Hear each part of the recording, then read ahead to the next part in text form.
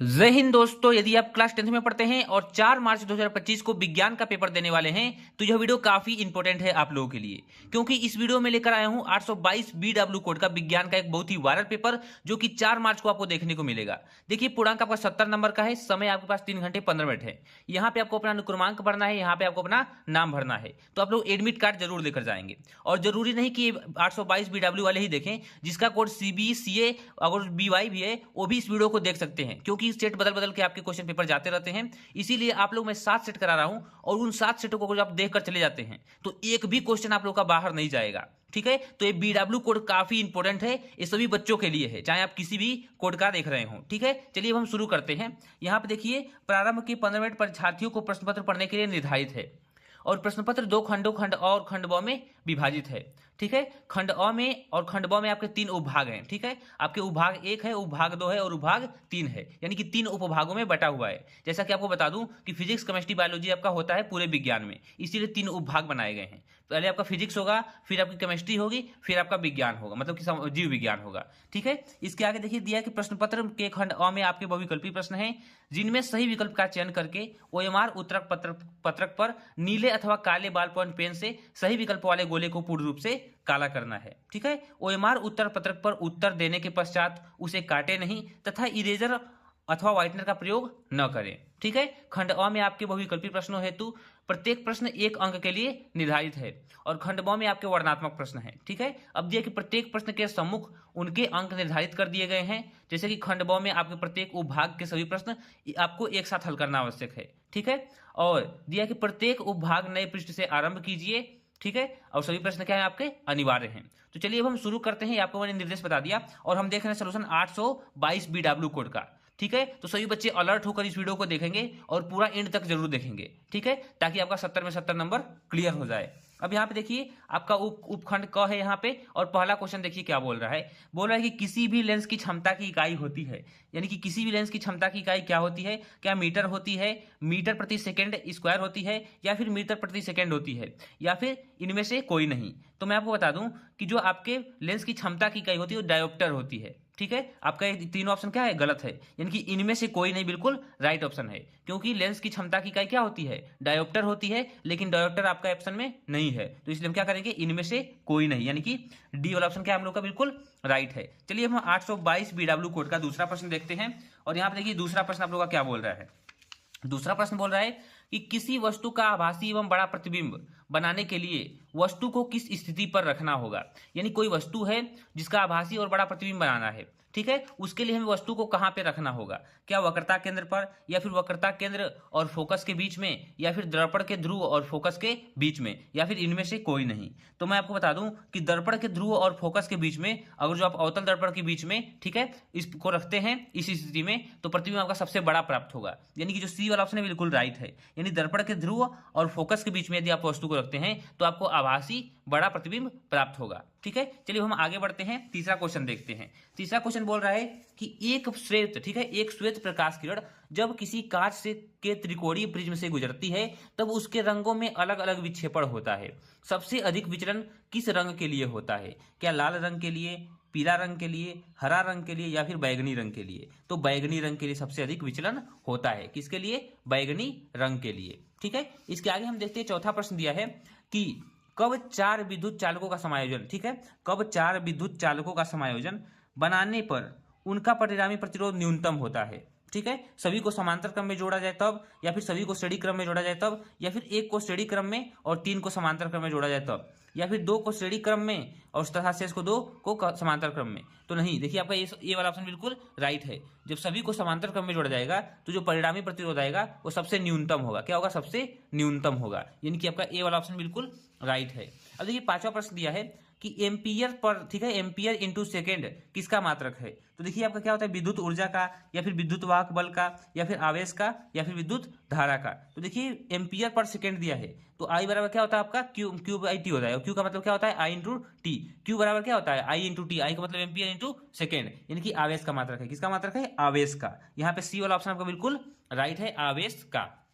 आगे बढ़ेंगे तो छठा प्रश्न दिया है कि विशिष्ट प्रतिरोध का मात्रक होता है। जो आपका विशिष्ट प्रतिरोध रो होता है उसका मात्रक क्या होता है?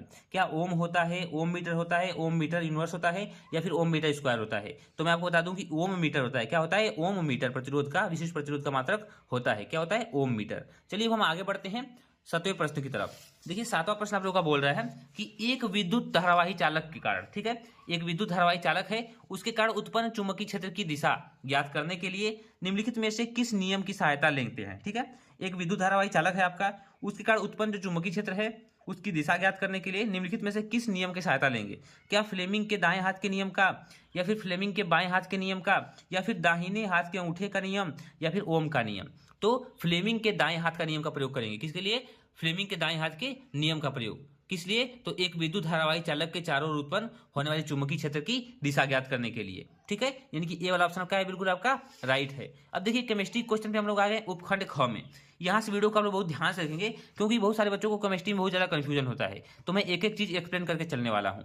यहाँ पे दिया कि निम्नलिखित में से कौन सी धातु ठंडे जल के साथ हाइड्रोजन गैस निकलती है? ठीक है, कौन सी धातु ऐसी है जो हाइड्रोजन गैस निकालती है? ठीक है, अब यहाँ पे दिया है तांबा है, सोना है, पोटेशियम है, एल्युमिनियम है। तो पहली बात तो मैं बता दूं कि तांबा आपके ठंडे जल के साथ क्रिया ही नहीं करेगी, सोना भी क्रिया नहीं करेगी और एल्युमिनियम भी क्रिया नहीं करेगी। ठीक है, क्योंकि आप लोग देख लीजिएगा किसी ठंडे पानी में आप लोग एल्युमिनियम को डालिएगा या फिर सोना को डालिएगा या फिर तांबा को डालिएगा, कुछ नहीं होने वाला है।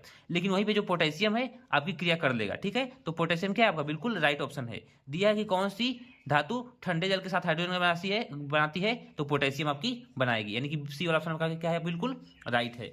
आगे बढ़िए, दिया है कि निम्नलिखित में से एल्कीन है।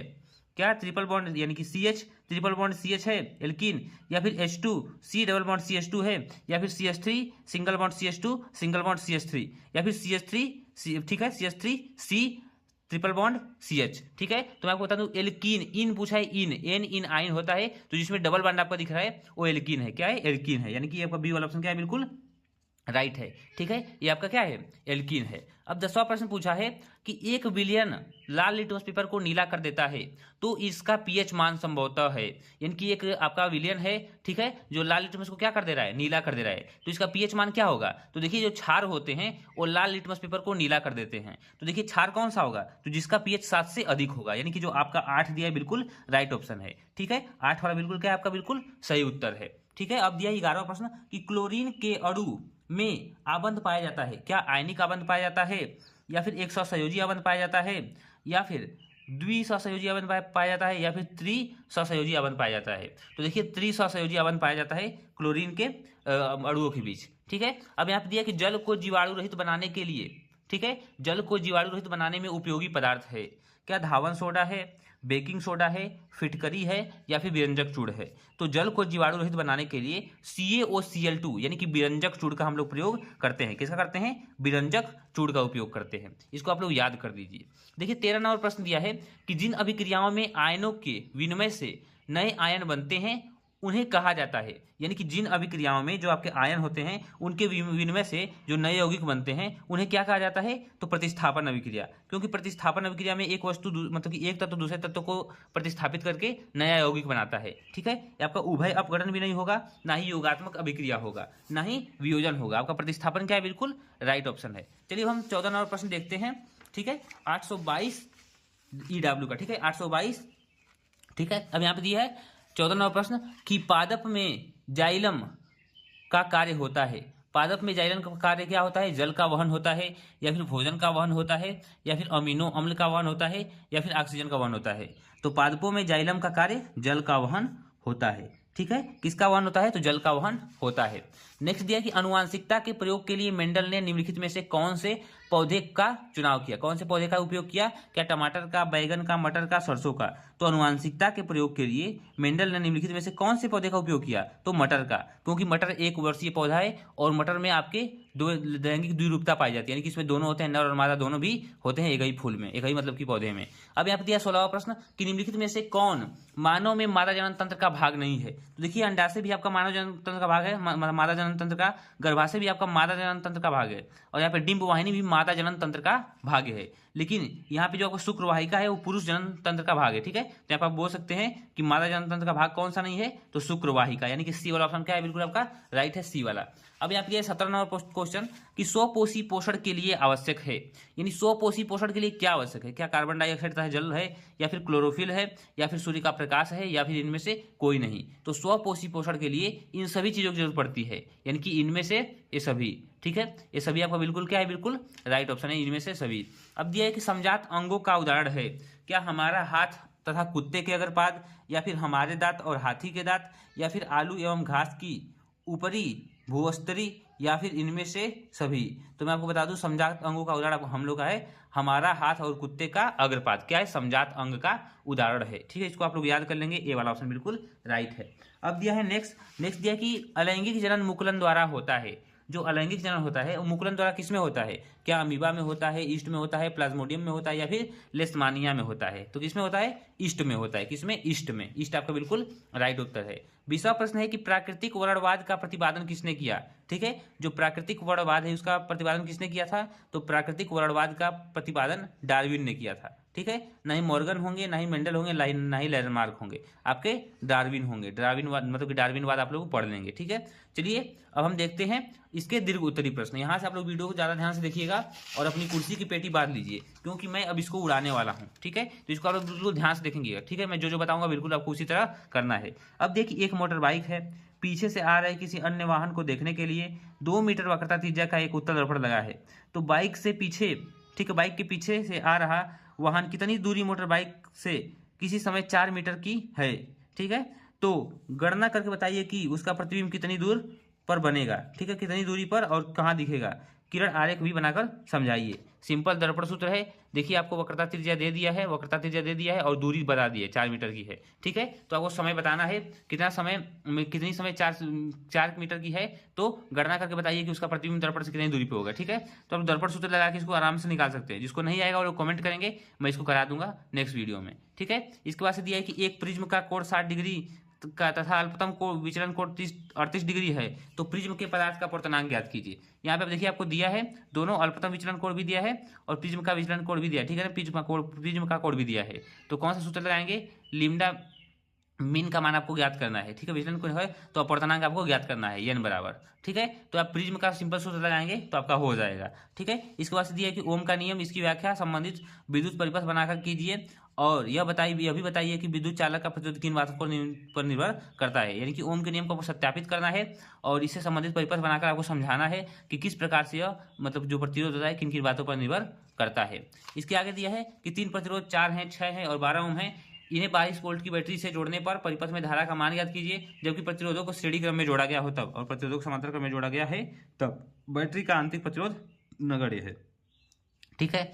जो प्रतिरोधों को श्रेणी क्रम में जोड़ा जाएगा तो 6 4 10 12 12 10 22 हो जाएगा, ठीक है। तो आई बराबर V अपन आर, यानी कि 22/22 यानी कि 1 एम्पियर। पहले का आंसर आ जाएगा आपका 1 एम्पियर, ठीक है, जब इसको श्रेणी क्रम में जोड़ा जाएगा। फिर बोला कि सब जब प्रतिरोधों को समांतर क्रम में जोड़ा जाएगा तो 1/6 + 1/4 + 1/12, जब तीनों को समांतर क्रम में जोड़ेंगे तो उसके बाद से निकालेंगे, उसके बाद तब आप लोग कर लेंगे आगे, ठीक है।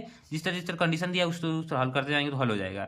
फिर आगे दिया है कि घरों की वायरिंग के परिपथ में मेन फ्यूज का क्या तात्पर्य है, और एक कमरे में विद्युत बल्ब रेगुलेटर सहित एक पंखा है तथा एक प्लग पॉइंट को विद्युत मेन से जोड़ता है, तो आवश्यक विद्युत परिपथ बनाइए, ठीक है। केवल विद्युत परिपथ आपको बनाना है, उसके बारे में एक्सप्लेन करना है। अब यहाँ पे दिया उपखंड ख, अब यहाँ पे दिया है कि निम्नलिखित यौगिकों की संरचनाएं चित्रित कीजिए, जैसे प्रोपेनल की, 2 मेथेनोइक पेंटेनोइक अम्ल की, प्रोपीन की और 2 मेथिल ब्यूटेनॉल की, ठीक है। ये आप लोग क्या करना है, यूपीएससी नामकरण लिख के आपको दिखाना है, और ठीक है, ये क्वेश्चन काफी इंपॉर्टेंट है, इसको आप लोग एकदम याद करके चले जाएंगे, एकदम बिल्कुल भूलेंगे नहीं, ठीक है। इसके आगे मैंने आपको नहीं बता रहा हूँ, इसके आगे आप लोग देख लीजिए, दिया कि आप अंतर कैसे करेंगे, आप कैसे करेंगे अंतर, ठीक है। दिया कि निम्नलिखित अभिक्रियाओं में प्रत्येक के लिए संतुलित रासायनिक समीकरण लिखिए। तो प्लास्टर ऑफ पेरिस और इसमें जुड़ा है F2O, फिर जिप्सम बन रहा है, फिर और क्या बन रहा है, कितने जल का बाहर निकले, इसको आप लोग कमेंट करके बताना है। हाइड्रोजन प्लस क्लोरीन बोल रहा है, और देखिए zinc carbonate plus zinc oxide को और मैग्नीशियम को किसी के साथ मिला रहा है, तो magnesium chloride plus hydrogen gas दे रहा है, और बेरियम क्लोराइड प्लस सल्फ्यूरिक अम्ल, ठीक है। आपको हाइड्रोक्लोरिक अम्ल यहाँ पे दिया है और बीच में खाली स्थान दिया है, इसको भी आप लोग देखेंगे। फिर silver nitrate plus sodium iodide और यहाँ पे बीच में खाली दिया है। फिर इसके बाद से देखिए बायो में आपका आ गया, केमिस्ट्री में ये वियोजना विक्रिया संसारण और यश लेपन पे किसी एक पर मतलब किसी टिप्पणी लिखा है इन तीनों पर संक्षिप्त में। अब यहाँ मेंडल के नियम क्या है, उनकी उचित चित्रों द्वारा समझाइए और पुष्प में निषेचन क्रिया को प्रदर्शित करने हेतु स्त्री केसर की लाभ काट का, ठीक है, लंब काट का नामांकित चित्र बनाइए एवं वर्णन कीजिए। परिवार नियोजन किसे कहते हैं, इसे नियोजित करने की विधियां, विभिन्न विधियां का वर्णन कीजिए। और वृक्काणु नेफ्रॉन की संरचना, ठीक है, तथा उसकी क्रियाविधि का वर्णन कीजिए। मानव के पाचन तंत्र का नामांकित चित्र बनाइए तथा पोषण के लिए प्रक्रिया को समझाइए। देखिए आपका पेपर था, मैंने पूरा क्वेश्चन दिखा दिया 822 बीडब्ल्यू कोड का। आप लोग कहीं से हल भी कर सकते हैं और जब हल नहीं करना चाहते हैं तो जब मैं इसकी वीडियो नेक्स्ट में डालूंगा तो पूरा हल कर दूंगा। आखिर मैंने आपको ऑब्जेक्टिव बता ही दिए और सारे क्वेश्चन आपके बच जाते हैं। ठीक है, चलिए अब हम मिलते हैं तब नेक्स्ट वीडियो में। और वो वीडियो बहुत ही समझदार होगी तो उसको आप लोग जरूर देखिएगा, आगे जुड़िएगा। ठीक है, बाय बाय, टेक केयर।